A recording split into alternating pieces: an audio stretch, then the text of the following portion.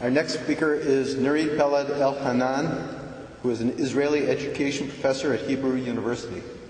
Her daughter Smadar was killed by a suicide bomber.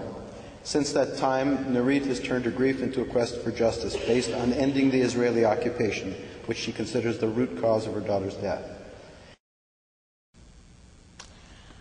I want to say something about the title of this evening, No Peace Without Justice. It's a strange title. It seems argumentative, as if someone had offered peace without justice. Frankly, I have no idea what is peace, and I have no idea what is justice.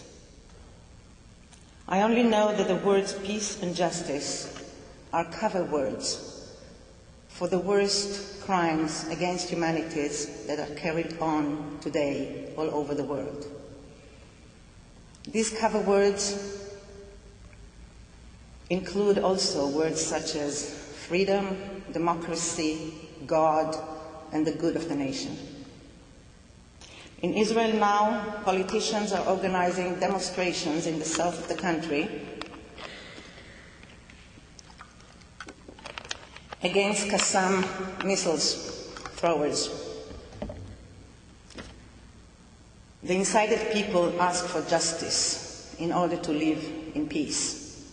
This form of justice is this extermination of the Palestinians in Gaza. They convince the people in Sderot that the only way for them to live in peace is to have other people and their children massacred. And these children, our children,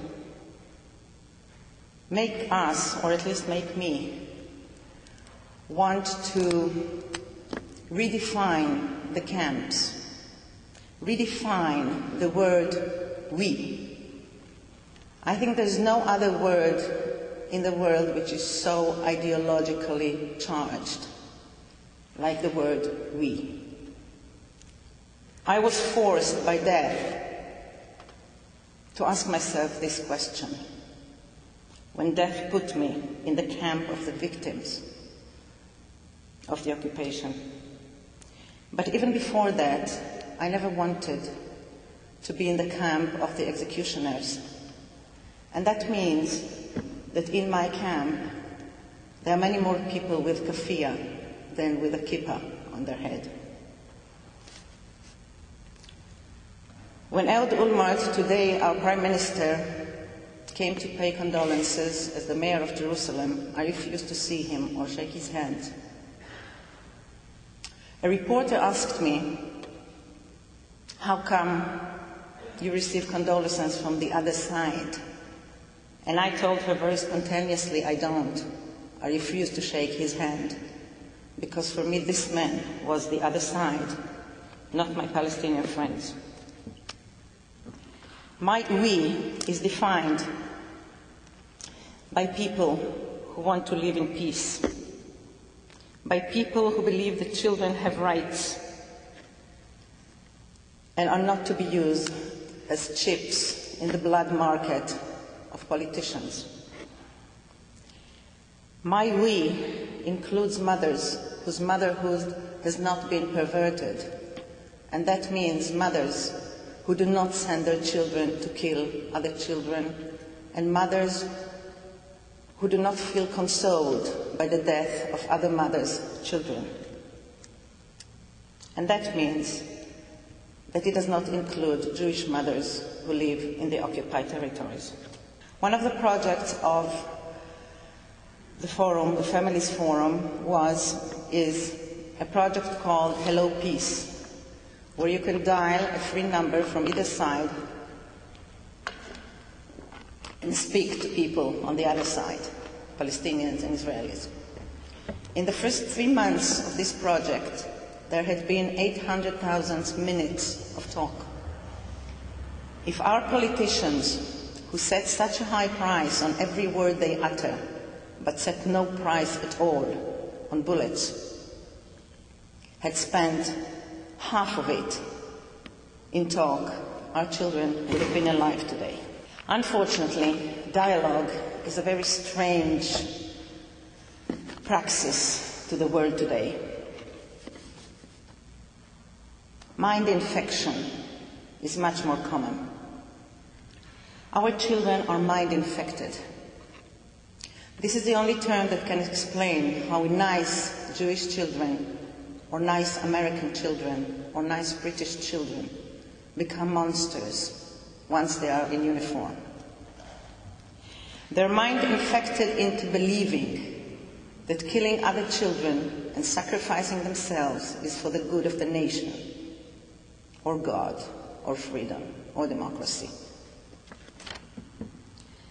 Israeli children learn that the population is divided into Jews and non-Jews.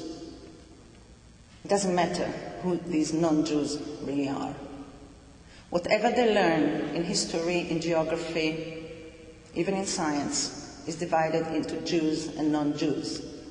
Jewish agriculture versus non-Jewish agriculture.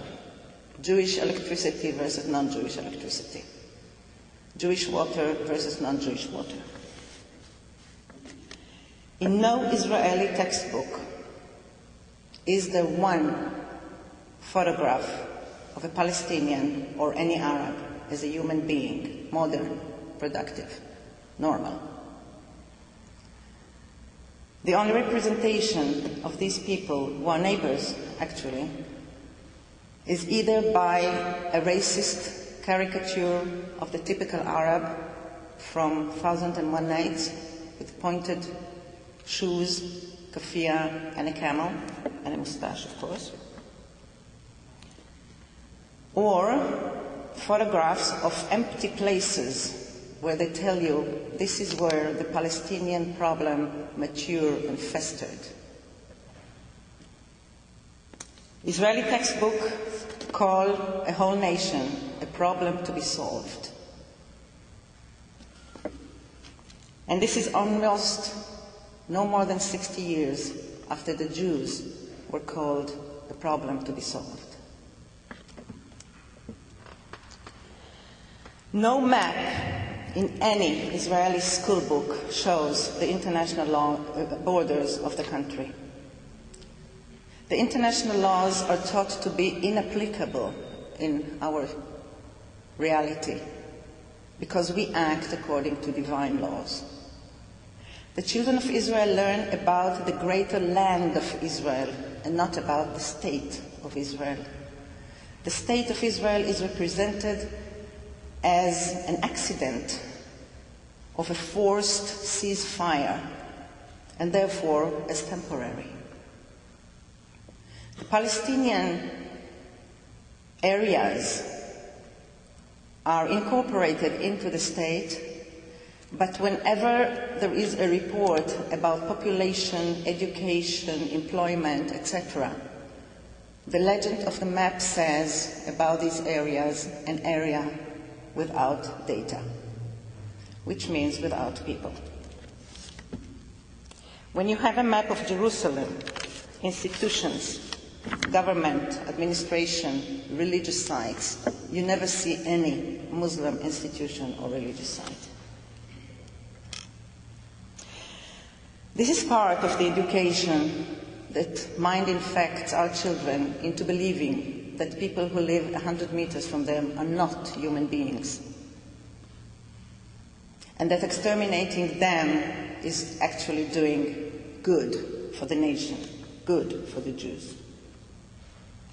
All the massacres that are mentioned in textbooks, and there are few, are rhetorically built in a way that in the end you know it is good for the nation. Mind infection and mental maps are very hard to erase. Racism is very easy to plant and very hard to uproot.